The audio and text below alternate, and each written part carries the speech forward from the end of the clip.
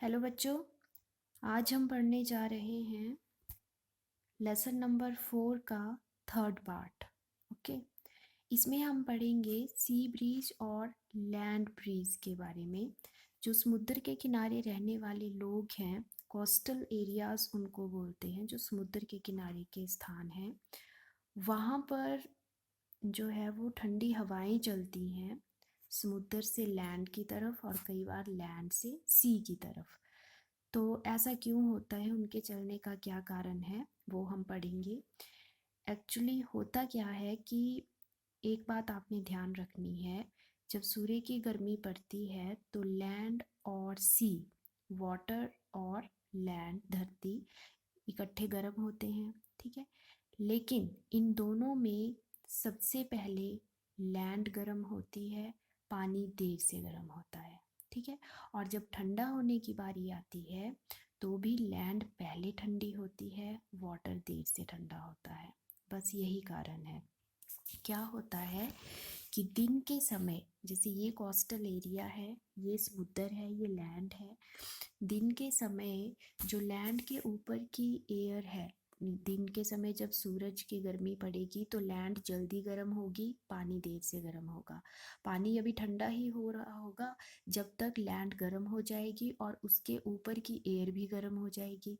Air गर्म होकर हल्की हो जाती है और ऊपर की ओर उठना शुरू करती है, तो एयर यहाँ पर ऊपर उठना शुरू हो जाएगी गर्म होके, और नीचे जो जगह खाली रह गई उसको भरने के लिए, उस साइकिल को पूरा करने के लिए समुद्र से हवा लैंड की तरफ चलना शुरू हो जाएगी। ठीक है, तो ऐसी ब्रीज को, ऐसी हवा को जो सी से लैंड की ओर चल रही है दिन के समय, उनको बोलते हैं सी ब्रीज, और हिंदी में कहते हैं समुद्र समीर, समुद्र से धरती की तरफ चलने वाली हवाएं।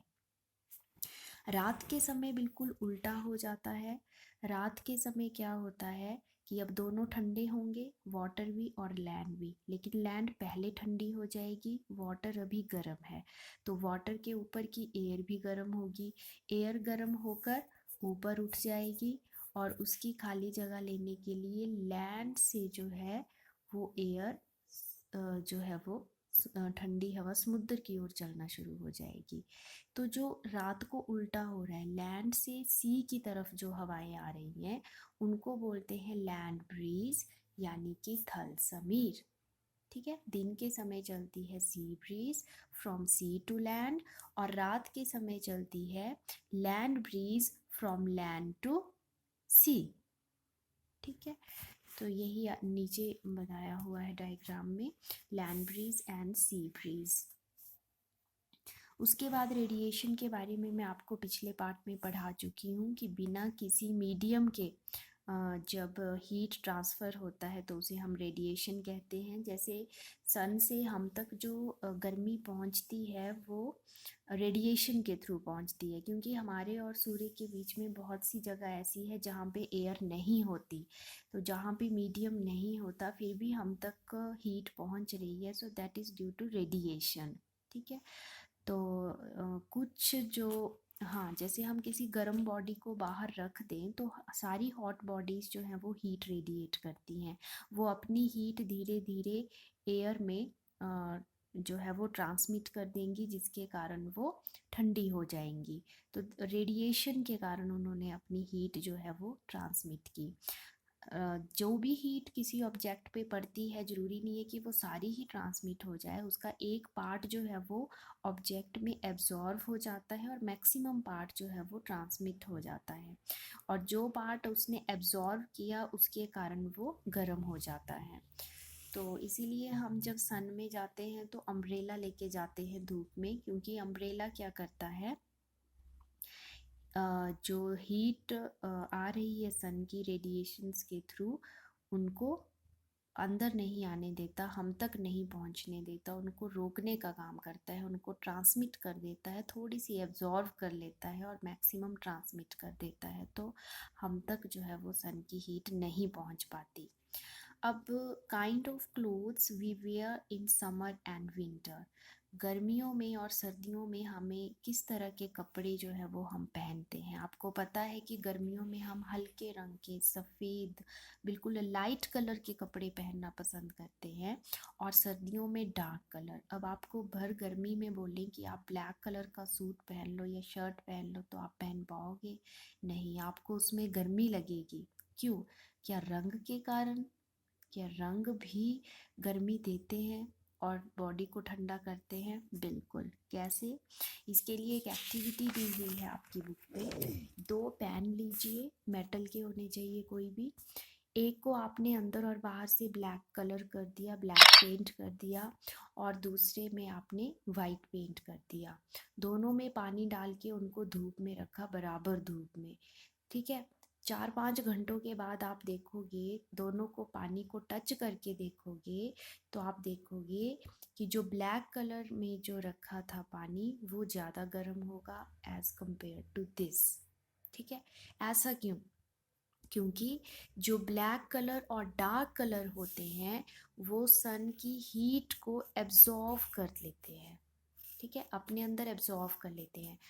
ज़्यादा हीट को एब्जॉर्व करते हैं, थोड़ी सी ट्रांसमिट करते हैं, बैक भेज देते हैं थोड़ी सी। मैक्सिमम हीट जो है वो एब्जॉर्व कर लेते हैं, तो अंदर चली जाती है हीट, पानी जल्दी गर्म हो जाता है। लेकिन जो लाइट कलर है, वाइट कलर है, वो मैक्सिमम हीट जब उनसे टकराती है तो वापस ट्रांसमिट हो जाती है, रिफ्लेक्ट हो जाती है।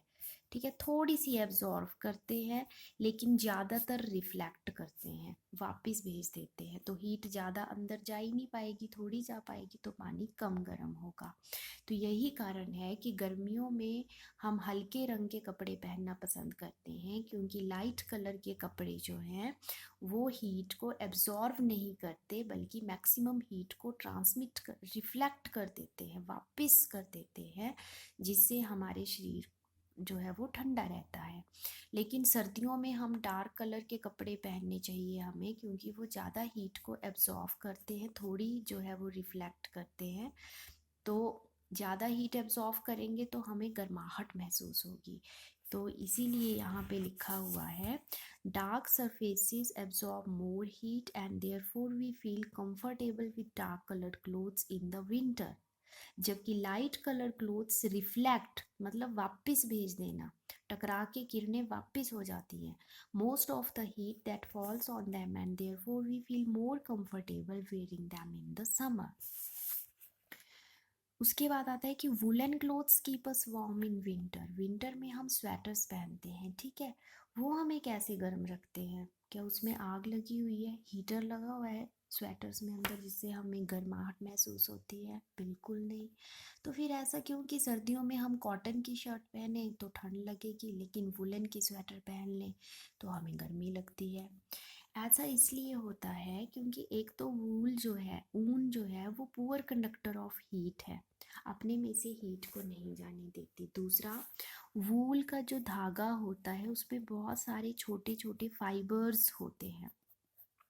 जितने ज़्यादा फाइबर्स होंगे वो लूजली पैक्ड होते हैं, मतलब उनके बीच में खाली जगह बहुत फंसी होती है। खाली जगह में एयर ट्रैप्ड होती है, एयर फंसी होती है उस खाली जगह में, बहुत सारी एयर होगी। जितने ज़्यादा आपके फाइबर्स होंगे उतनी ज़्यादा एयर होगी। अब स्वेटर में जब एयर फंसी हुई है, तो एयर, आपको पता है, air is the poor conductor of heat. हवा, वायु अपने में से हीट को नहीं जाने देती।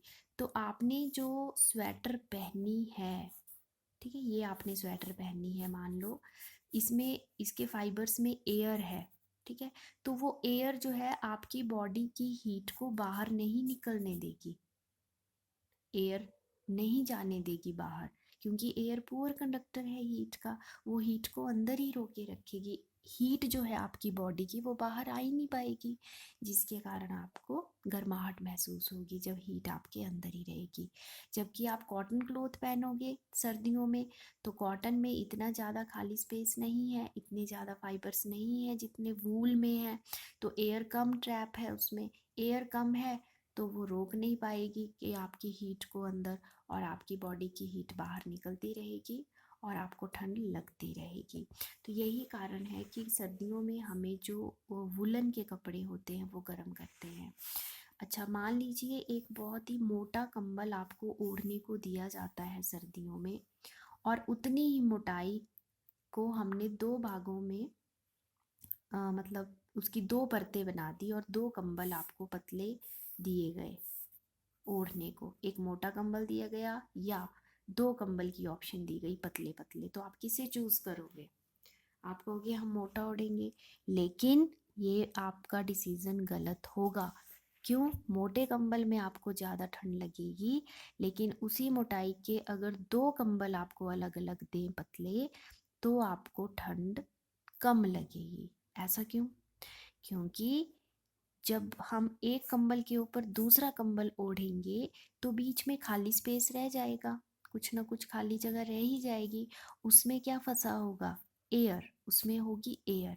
लेकिन यहाँ पे परतें हैं ही नहीं, एक ही कंबल है, तो बीच में खाली स्पेस कहीं है ही नहीं कि जहाँ पर एयर ट्रैप हो सके। ठीक है, अब आप यहाँ पे सोए हो, मान लो ये आपकी बॉडी है, तो आपकी बॉडी से जो हीट निकलेगी वो उस हीट को ये वाली एयर आगे नहीं जाने देगी, तो आपकी बॉडी की हीट वहीं पे रह जाएगी आप ही के अंदर, और आपको गर्माहट महसूस होगी, क्योंकि एयर, मैंने बताया, पुअर कंडक्टर ऑफ हीट, नहीं जाने देगी बाहर।